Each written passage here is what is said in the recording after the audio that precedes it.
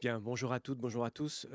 Je vais tenter de vous présenter aujourd'hui l'art à l'hôpital et l'art déco. L'art et l'art déco, un ensemble exceptionnel de Robert et Marthe Lamontagne Saint-Hubert, avec en 18 images, alors images très très séduisantes. On est un peu dans l'exact contraire ou inverse de ce qu'on vient de voir, c'est à l'hypertechnologie, et là on est plutôt dans le raffinement, voire l'anecdote de ces peintures décoratives. Alors, peut-être pour rappeler quelques éléments, je m'appelle Alexis Markovitch, je suis historien de l'architecture de formation, docteur en histoire de l'architecture moderne et contemporaine. Je suis directeur des études de l'École nationale supérieure d'architecture de Paris-Belleville, et puis également cofondateur et associé dans une agence d'architecture intérieure et d'histoire, j'y tiens, et que je suis très honoré d'être ici et très honoré, je m'associe évidemment à tous les remerciements qui ont été énoncés ici, mais particulièrement de travailler, d'avoir travaillé, de continuer à travailler avec l'équipe d'Archidessa, au premier titre Donato Severo, Lila Bono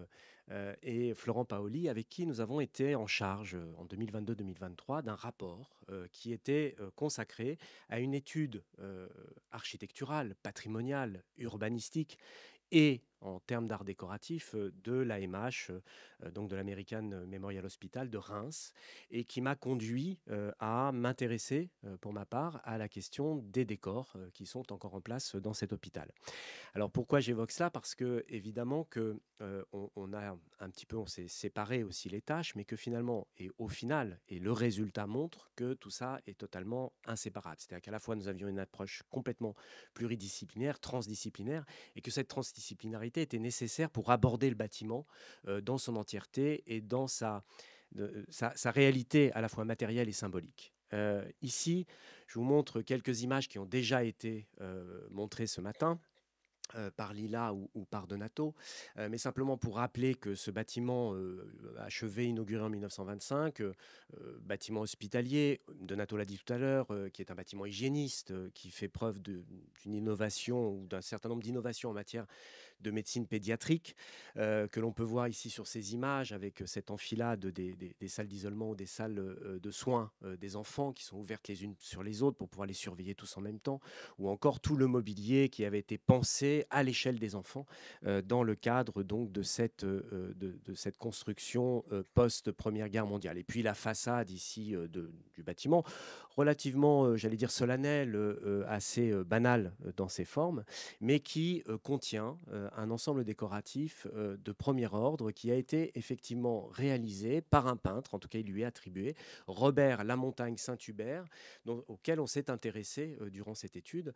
Et je vous mets immédiatement ici deux images, Robert Lamontagne Saint-Hubert et Marthe Lamontagne Saint-Hubert, Marthe Dunant Lamontagne Saint-Hubert, Dunant de son nom de jeune fille, qui est l'épouse de Robert et qui, on va le voir, a travaillé sur cet ensemble décoratif.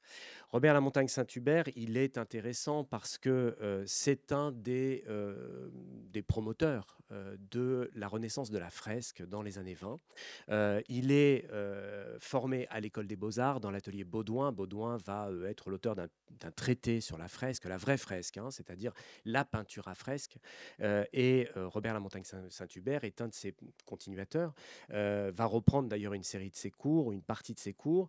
Et Lamontagne Saint-Hubert va jouer un rôle absolument particulier dans le lien avec les États-Unis, puisqu'à partir des années 20, on a, de manière attestée par les archives, par la presse internationale, entre autres, mais aussi par les registres d'immigration de New York, on atteste de ces nombreux voyages aux États-Unis, au cours desquels il va professer la bonne foi sur le territoire américain, entre autres concernant la fresque et les arts décoratifs. Le tout dans le contexte de l'art déco, qui va évidemment remettre cette technique à l'honneur, technique qui s'était plus ou moins perdue depuis la Renaissance dans l'Europe des Lumières et l'Europe de l'humanisme. Robert Lamontagne Saint-Hubert, c'est un personnage très intéressant. Vous le voyez ici de profil et vous le verrez quasiment toujours de profil, puisqu'il lui manque un œil. Lamontagne Saint-Hubert, qui est né en 1887, je remarque ici qu'il est exactement de la même génération qu'un Le Corbusier, par exemple. Il a été mobilisé en 1914, bien sûr, en août 14, et au cours d'une reconnaissance dans les positions avancées à Estrée, il a été grièvement blessé à l'œil gauche, dans le nord de la France, décoré de la médaille militaire, pardonnez-moi. Il sera réformé en 1917. Il a toujours montré, dans des circonstances les plus difficiles, un courage et un entrain exemplaire. Pourquoi je vous cite ici son dossier militaire? Tout simplement parce qu'on a affaire à un héros de guerre, borgne, il lui manque un œil, il a été énucléé. On dit qu'il est invalide à 70% des reliquats de sinusité maxillaire avec légère raideur de l'articulation temporomaxillaire gauche. C'est une gueule cassée, Robert Lamontagne Saint-Hubert. Alors une gueule cassée, vous allez voir que ça nous intéresse, mais ça nous intéresse à double titre. D'abord parce que c'est un héros de guerre et il va travailler sur la MH, ça n'est pas rien, symboliquement, mais aussi historiquement. Et puis c'est une gueule cassée, c'est-à-dire que c'est quelqu'un qui s'adonne à une technique qui demande une pleine possession de ses moyens physiques. La technique de la fresque demande de peindre en une fois sur du mortier frais et donc d'avoir le trait sûr et j'allais dire l'œil assez perçant. À côté de lui, je vous ai mis Marthe Lamontagne Saint-Hubert. Marthe Dumont, elle est artiste peintre et elle est associée régulièrement aux travaux de son mari, entre autres pour les travaux qu'ils ont pu réaliser à l'ambassade française de la Société des artistes décorateurs lors de l'exposition des arts décoratifs de 1925, avec des fresques dans le vestibule et la salle à manger décorées par le décorateur Henri Rapin, où Marthe et Robert ont co-signé des médaillons qui ornaient les murs de cet espace, médaillons que vous voyez en haut ici à droite. Alors on les distingue très très mal, ils sont de part et d'autre des deux murs latéraux de la salle. Médaillons qui représentent les 4 continents. Et qui sont co-signés par le couple. En bas, l'auberge de la Potée-Lorraine, réalisée par Selmersheim, ici uniquement attribuée à Robert Lamontagne Saint-Hubert. Et puis, vous avez de l'autre côté l'université Thomas Jefferson en Virginie, où là, et c'était la photo précédente, pardonnez-moi, la photo précédente représente le vestibule de la bibliothèque de Clemson en Caroline du Sud, où Robert et Marthe, en 1949, vont réaliser une grande fresque à l'entrée de la bibliothèque, dans le hall de cette bibliothèque universitaire. Donc un travail aux États-Unis qui est attesté, qui a pu être repéré. On a un catalogue raisonné qui est encore en cours, qui n'est pas du tout achevé, puisqu'on perd à peu près leurs traces dans les années 50, à l'un comme à l'autre, sachant que Marthe Lamontagne Saint-Hubert, qui se fait parfois appeler Marthe Dunant, de son nom de jeune fille, effectivement, mais aussi Marthe Van Deriken, et ça c'est le nom de sa mère. Sa mère, Van Deriken, était une peintre elle-même, était peintre et artiste peintre, et elle va, plus ou moins dans les années 50, va manifestement prendre uniquement le nom de sa mère, ce qui a causé effectivement des difficultés pour la retrouver. Et puis vous avez tout en haut, là-haut, à gauche, l'image cette image de l'atelier de fresque de l'école de Fontainebleau, qui avait été ouvert en 1923 par Baudouin et très vite prise en charge par Robert Lamontagne Saint-Hubert. Alors très vite prise en charge, c'est une photographie qui est assez extraordinaire. Vous avez Baudouin, le maître, qui est là. On va les installer dans l'orangerie du château de Fontainebleau et les étudiants vont pouvoir s'adonner directement à la fresque. C'est un atelier échelle 1 à grandeur. Et ici, vous avez Robert Lamontagne Saint-Hubert qui s'est rajouté dans un photomontage assez grossier dans la publication qu'il va faire en 1924, qui s'appelle The Art of Fresco Painting, qui a été édité à New York en 1924, un traité de la fresque en anglais, qui est une reprise en grande partie du traité de son maître Baudouin, mais revu et corrigé, avec un certain nombre de propos qui sont assez intéressants. Je vous cite rapidement, si on a le temps, oui. Robert Lamontagne Saint-Hubert qui nous dit: les temples et les cathédrales sont pour nous les plus grandioses réalisations de cette collaboration étroite d'une multitude d'hommes différents, inspirés par une seule idée, travailler pour le but commun. Le plan de l'édifice, dessiné par l'architecte, la pierre placée par le maçon, les peintures qui couvrent finalement les murs, étant autant de prières offertes et ajustées par les dirigeants spirituels de ces grandes époques. Il parle évidemment du Moyen-Âge et de l'Antiquité. Ces propos de Robert Lamontagne nous renvoient directement à toutes les théories de synthèse des arts, d'œuvres totales qui ont été portées au XIXe siècle. Je pense entre autres à Viollet-le-Duc. Et il y a dans cette démarche vers 1925, évidemment, de de bons vestiges et une bonne base viollet-le-ducienne qu'on va retrouver systématiquement dans cette idée d'une approche transversale des choses. Alors, nous avons là un artiste peintre qui travaille manifestement avec son épouse, ici Marthe Déricaine, Marthe Dunant, Marthe La Montagne Saint-Hubert. Elle n'apparaît nulle part, en tout cas nulle part. A priori, on ne lui attribuait pas les fresques de la MH. Alors, on a eu d'abord quelques petits doutes ou quelques petits signes ou signaux faibles. D'abord, lorsqu'on a pu trouver ses premiers portraits, entre autres celui de 49. Et il se trouve que je vous montre tout à gauche la seule figure d'adulte dans toutes les fresques de la MH. Et c'est cette femme qui porte un enfant dans le salon d'attente des visiteurs, donc dans le vestibule de la MH.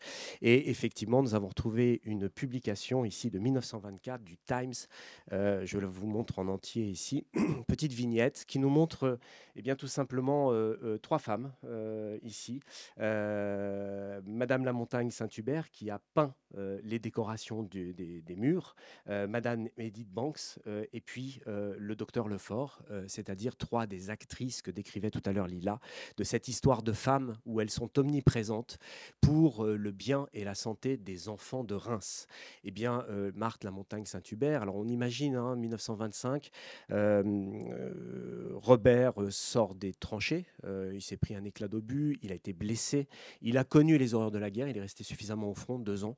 Il y a rencontré pas mal d'Américains, manifestement, et entre autres avec sa blessure où il a rejoint les YMCA.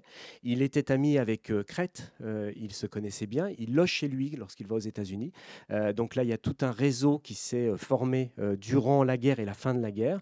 Et Robert La Montagne Saint-Hubert est un homme qui a connu les horreurs, et quand on voit les fresques de la MH, véritablement la question se pose de savoir comment un homme qui est meurtri, blessé, une gueule cassée, peut être dans une telle empathie, une telle gentillesse, une telle joie de vivre.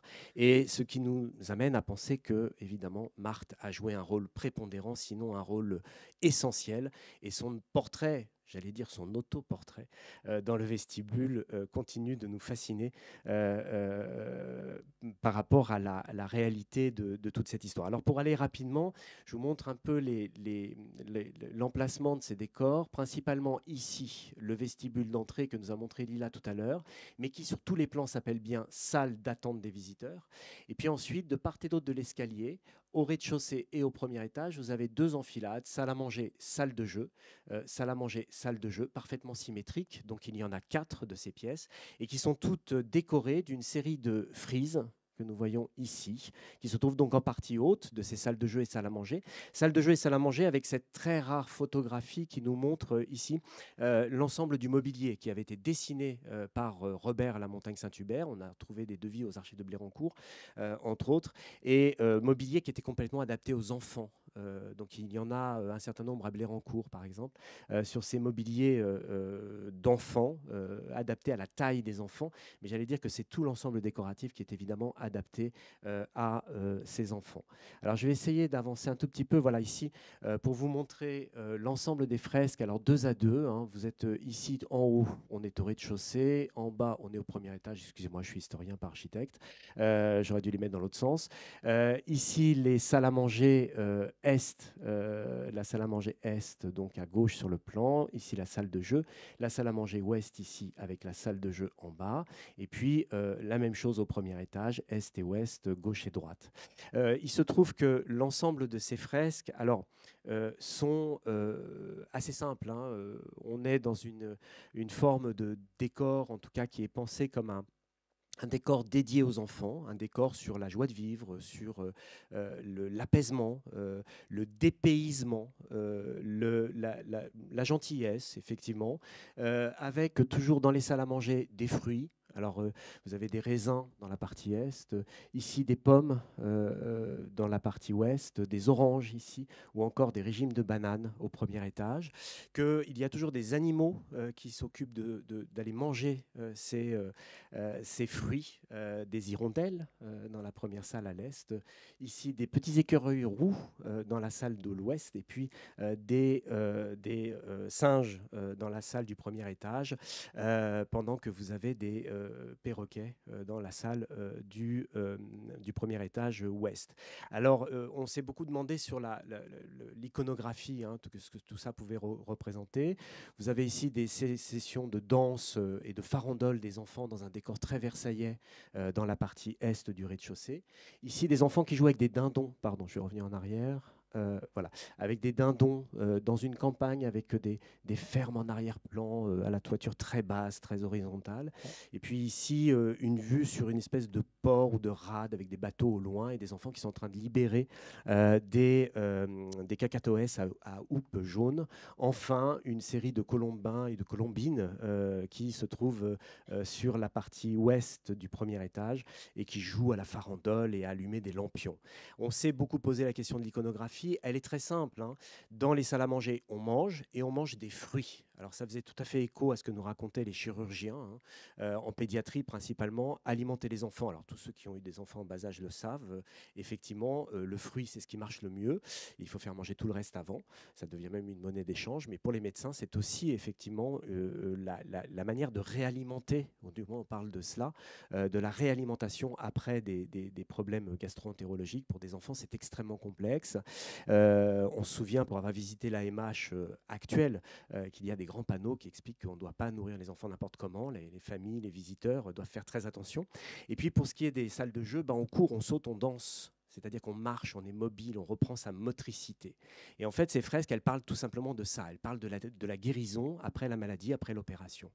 Ensuite, on s'est posé la question de savoir s'il y avait une clé. Alors la clé, on l'a peut-être trouvée et je pense qu'elle est en partie réelle, mais à mon avis, l'iconographie a dû changer au fur et à mesure des demandes des uns et des autres, sachant qu'à l'origine, Robert Lamontagne-Saint-Hubert s'est imposé. Il ne connaît pas Butler. Butler se demande mais qui est ce peintre qui vient se proposer pour décorer gratuitement le salon d'attente des visiteurs. Et il l'a fait gratuitement.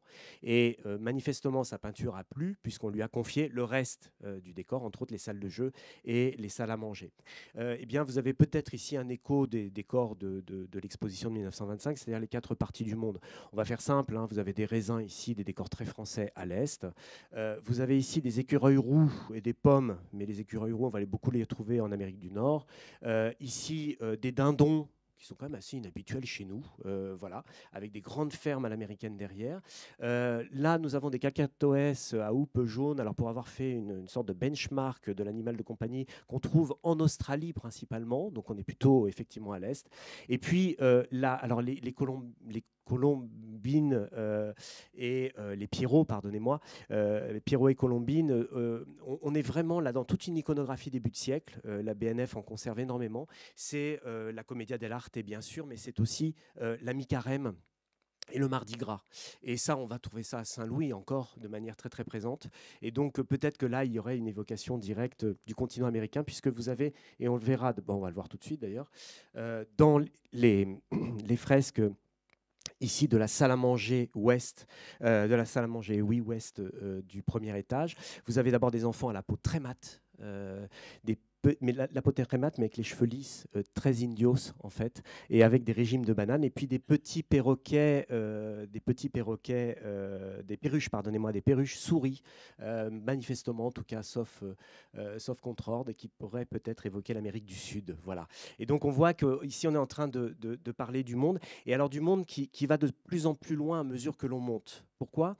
Tout ça, tout simplement parce que les enfants qui sont en bas sont ceux qui sont encore mobiles, et puis quand on monte à l'étage, c'est qu'on ne l'est plus. Et donc vous avez ici des décors qui sont de plus en plus exotiques, lointains, dépaysants à mesure que l'on monte dans les étages, et à mesure de son immobilité ou de son incapacité à se mouvoir. Voilà ici les deux fresques du premier étage des salles de jeu, et tout ça pour évoquer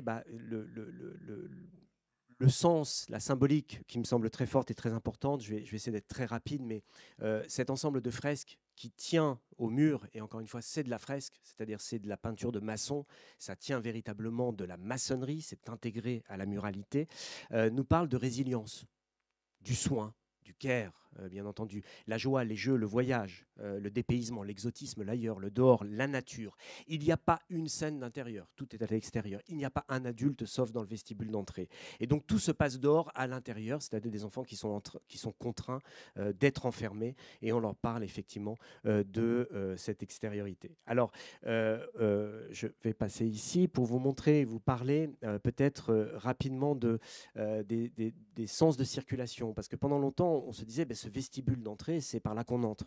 Mais en fait, c'est pas si évident que ça. C'est le salon des visiteurs, c'est le salon d'attente des visiteurs. C'est-à-dire qu'on y vient quand on a une consultation. Il y a eu des consultations, des cabinets de consultation à cet espace, mais en fait, à l'origine, on entre par là. C'est-à-dire qu'en fait, vous êtes là dans le bâtiment qui est dit en 1925 le bâtiment des entrants. Et les entrants, ils entrent là. Il y a même des salles d'isolement ici pour les enfants contagieux. Et donc, le bâtiment des entrants fait que vous entrez par ici, soit par ambulance, soit par la salle de consultation. Puis après, vous prenez un long couloir, alors qui est très lumineux quand on traverse le jardin, mais qui devient très obscur ici quand on rentre dans les espaces d'hospitalisation. Et puis, on va dans une des deux ailes. Et au bout de l'aile, il y a les dortoirs, les espaces d'hospitalisation. Les dortoirs que nous avons vus tout à l'heure sur la très belle photo noir et blanc. Et donc, les enfants, finalement, ne passent pas par le vestibule d'attente. On pourra en reparler. Il a un rôle qui est un peu un entre-deux. Par contre, quand tous les jours, de manière quotidienne, lorsqu'ils sont mobiles et au rez-de-chaussée, bien, ils vont ici prendre le couloir, éventuellement suivre des soins en matinée, puis ils vont passer par cette petite porte ici, puis je vous montre ici cette image qui a été publiée dans l'illustration, qui est évidemment à elle seule révélatrice de l'usage des lieux. Vous passez sous une petite voûte ici sur laquelle le peintre ou les peintres ou la peintre ont laissé une petite guirlande de fruits au-dessus et de fleurs au-dessus de la tête pour ramener à l'échelle des enfants. Et puis vous entrez ici dans la salle à manger. Donc on mange et puis après on va jouer. Et on va jouer dans la salle de jeu qui se trouve de l'autre côté. Et puis si on continue ici, vous avez une porte de plein pied avec un perron, un petit escalier. Et puis on va les continuer à jouer dehors. C'est-à-dire qu'on va mettre les enfants au bon air, à l'extérieur, lorsque cela est possible. Et donc on voit très bien comment fonctionnent effectivement ces espaces. Ils sont liés à des rituels quotidiens où l'alimentation peut prendre une certaine importance, le jeu, la motricité, et avec cette espèce de lien entre le dedans et le dehors, et comme une incitation à sortir et à jouer à l'extérieur. Alors on peut faire le même jeu avec les points de vue, puisque là vous avez des points de vue qui vont donner sur les jardins. Par exemple, je n'ai pas pris les bonnes images ici, j'aurais mieux fait de mettre mes régimes de bananes et mes cacatoès, c'est-à-dire que quand on est au premier étage, on est évidemment beaucoup moins mobile. On peut ne pas redescendre tout de suite. On peut être un peu plus effectivement cantonné à l'intérieur. Et donc, il y a tout le jeu des points de vue sur les jardins. C'est-à-dire que les fresques passent au-dessus des fenêtres, sont en continu. C'est une frise continue tout autour de la pièce. Et donc, vous avez ces points de vue continus. Et les jardins, on a retrouvé dans les archives de Blérancourt, entre autres. Je vais retourner en arrière. Non, ça y est. Dans les archives de Blérancourt, les projets d'aménagement de jardin, les projets d'origine qui ont été dressés par l'architecte Knight américain et le paysagiste jardinier Albert Serret. Pendant longtemps, on a pensé que c'était Redon, mais ça n'était pas Redon. Et vous avez ici une espèce de continuité entre ces jardins fictifs, cette nature fictive et la nature réelle pour lève-toi, marche et sors. En fait, c'est vraiment une espèce d'injonction à bouger et une injonction à aller se ressourcer à l'extérieur. Je passe vite ici l'équipe Archidessa en contemplation dans le vestibule d'entrée lors de nombreuses sessions de travail sur place. Mais vous avez ici le mur qui est le mur sud en fait, qui va donner sur les espaces d'hospitalisation. Donc la porte d'entrée est derrière. On vient vraiment en consultation ici. On vient soit en consultation, soit j'allais dire on sort de l'hôpital. Et en fait, c'est toute l'idée ici, c'est qu'une fois que vous êtes, j'allais dire, à la levée d'écrou, vous allez mieux, vous avez été soigné, vous allez sortir ici. Et puis on imagine ce que voit un enfant en prenant la porte ici. Il va voir d'un côté toutes les dédicaces. Et je n'ai pas suffisamment insisté sur les dédicaces omniprésentes, évidemment, dans l'AMH. Ici, toutes les dédicaces des donateurs, ce sont généralement des donateurs, évidemment, américains, des groupes, des associations, des individus aussi, qui sont les mères, les sœurs, les compagnes, des boys qui sont venus se faire trouver la peau en 1917. Et donc, vous avez à l'intérieur de cette AMH une sorte de commémoration permanente dont je redirai un mot dans une minute. Et donc là, ici, on vous invite à aller voir des ailleurs. Vous avez des grandes perspectives dans des grands jardins à la française ou à l'italienne. Et puis, ces colombes ici qui portent la dédicace principale. Et puis, on peut imaginer les enfants, si vous connaissez les cours de maternelle ou d'école primaire, hein, on sort de la cour, puis vous savez, on se retourne, puis on dit salut les copains. Ben, ils sont sur l'autre mur, les copains, ils sont là. Ils sont là, ils sont en train de gambader, ils vont aller mieux. Et avec effectivement comment dire, cette idée d'une résilience et cette idée d'une guérison. Voilà ici la porte de sortie où on va rendre hommage ici au-dessus de la porte à Charles Butler et Auguste Péléchet, les deux architectes. Et puis, chose étonnante, c'est effectivement cet ensemble architectural. Donc vous l'avez compris, on ne peut pas détacher les fresques du reste de l'espace et de l'architecture. Je cherchais ici une citation qui avait été produite en 1925, que je vais vous retrouver dans une petite minute. Voilà, c'est la citation de Madame Louise Lévesque. Dans toutes les chambres, les salles de soins, dans les grands dortoirs, vous avez des grands arbres de GC qui énumèrent les gens qui ont payé les chambres, les lits. Hein. Donc on paye à la chambre, au lit, et on finance effectivement l'ensemble de l'hôpital de cette manière. En 1925, dans l'Union médicale du Nord-Est, elle dit « Il ne me paraît pas possible de concevoir d'une manière à la fois plus logique, plus minutieuse, appropriée, plus impeccable tous les éléments qui le composent, l'AMH, ni de réaliser d'une façon plus visiblement fervente et plus amie de toutes les perfections, un hôpital modèle pour enfants élevé en commémoration sacrée à des fils disparus. Cette idée d'un monument aux morts sous la forme d'un monument protecteur des jeunes vies que tant de sacrifices suprêmes avaient déjà pour but de préserver, cette idée a une beauté profonde qui ne pouvait être plus puissamment réalisée. » Et en fait, ce bâtiment est à la fois un ex-voto, un monument aux morts, un palais des enfants, un palais du soin, un bâtiment de la résilience, une sorte d'architecture complète et totale qui lie effectivement les arts décoratifs avec l'espace afin de faire ce cadeau. Alors cadeau ici, vous avez la dédicace de Robert Lamontagne Saint-Hubert. C'est très étrange, plus j'y pense, plus il se passe quelque chose. Ici, il dit à nos amis américains, hein, il a offert les peintures du vestibule, il a travaillé gratuitement. Il a travaillé, elle et lui ont travaillé gratuitement, et il se représente en enfant. Peut-être est-ce l'enfant que portait Marthe précédemment. Je vous remercie.